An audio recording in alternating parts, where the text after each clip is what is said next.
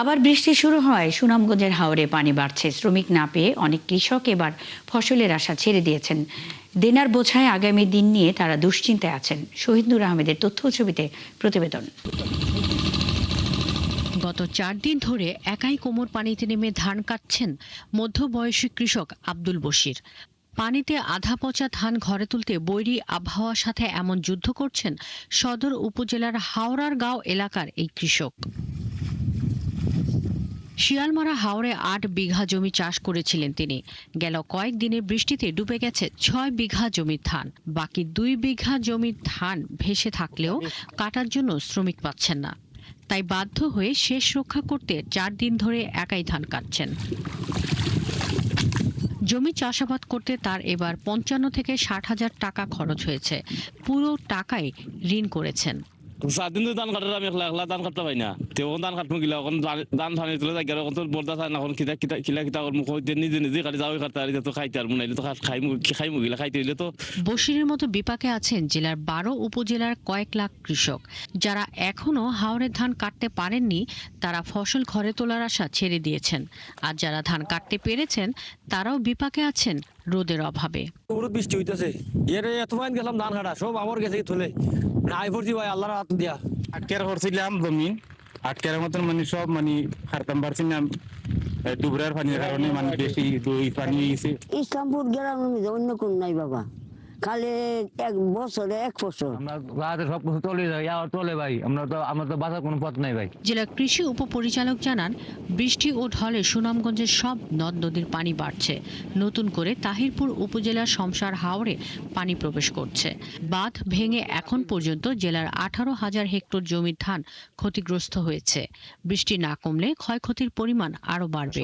আগের যে ধানগুলো সংরক্ষিত আছে কৃষকের গুদামে বা ঘরে, সেটা যাতে পলিথিন দিয়ে ঢেকে না রেখে সেটা যাতে যে কোনো একটা রুমে বা উঁচু জায়গায় বা স্কুল কলেজ যেখানে সুযোগ আছে কারো বাসায় সেখানে যাতে মেলে রেখে ধানগুলো এবং একটু বাতাসের ব্যবস্থা করে।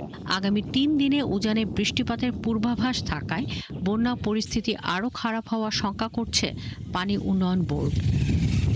শাকিলা শম্পা, 71। সুনামগঞ্জে পাহাড়ি ঢল ও বৃষ্টিতে প্রায় সবকটি নদ নদীর পানি বাড়ছে। কয়েকটি বাঁধ ভেঙে তলিয়ে গেছে বহু জমির ফসল। বাকি বাঁধগুলো রয়েছে ঝুঁকিতে। বিস্তারিত জানাতে যুক্ত হচ্ছেন সহকর্মী শহীদ নূর আহমেদ। শহীদ নূর, বর্তমানে নদ নদীর অবস্থা কেমন দেখছেন? এখন পর্যন্ত এলাকায় কেমন ক্ষয়ক্ষতি হয়েছে এই বিষয়ে কৃষকরা কি বলছেন এবং কৃষকদের জন্য প্রশাসন কোনো ব্যবস্থা নিচ্ছে কিনা? খবর জানাচ্ছিলাম, এখানে স্বস্তির খবর নেই। আমি যদি বলি, এই যে আমার পেছনের যে সুরমা নদী, এই নদীর পানি গত 24 ঘন্টায় কিন্তু মাত্রাতিরিক্ত বেড়েছে। দেখতে পাচ্ছেন যে এখানে যেই নদীর পাড়গুলো একেবারে টইটম্বুর হয়ে আছে এবং এই পানি যে উজান থেকে আসছে এবং ক্রমাগত বৃষ্টিপাতের কারণে একেবারে ফুলে গেছে এই নদী। আমরা যদি জানানোর চেষ্টা করি, এই হাওরে এই নদীর পানি চাপ সৃষ্টি করছে। ইতিমধ্যেই তাহিরপুরের শমশার হাওরে পানি প্রবেশ করছে গত রাত থেকে। আর পানি উন্নয়ন বোর্ড থেকে বলা হচ্ছে যে তারা নদীতে সতর্কতা বাড়িয়েছেন। বাঁধগুলো আরো কদিন টিকে থাকবে সেটি আসলে বলা যাচ্ছে না, কেননা বৃষ্টিপাতের কারণে বাঁধ দুর্বল হয়ে গেছে। আমরা যদি বলি, কৃষি বিভাগের পক্ষ থেকে বলা হয়েছে সুনামগঞ্জের যে এখনো পর্যন্ত 18,000 হেক্টর জমির পুরোদান তলিয়ে গেছে, কিন্তু শ্রমিক যারা কৃষকরা আছেন তারা বলছেন যে তার পরিমাণ কিন্তু আরো কয়েক গুণ হবে। এই যে বৈরী আবহাওয়ার কারণে কৃষকরা ধান কাটতে পারছেন না, শ্রমিক পাচ্ছেন না, পেলেও মজুরি অনেক পড়ছে। এছাড়াও যে বৈরী আবহাওয়ার কারণে ধান শুকাতে পারছেন না। কৃষি বিভাগ বলছে যে সকল ধান আসলে এখনো পর্যন্ত পাড়ে রয়েছে সেটি যাতে খোলা স্থানে রাখা হয়, স্কুল বা পরিত্যক্ত গড়ে মেলে দেয়া হয়, বাতাস দেয়া হয় যাতে নষ্ট না হয়। আসলে এই প্রক্রিয়াটা কৃষকরা জানেন না, এই কারণে চাল গজাচ্ছে। তো ক্ষতি হচ্ছে প্রকৃতি। আজকে এখনো বৃষ্টি হয় না, যদি আরো বৃষ্টি হয় তাহলে উজান থেকে পানি আসে, ক্ষয়ক্ষতি হবে। মনি।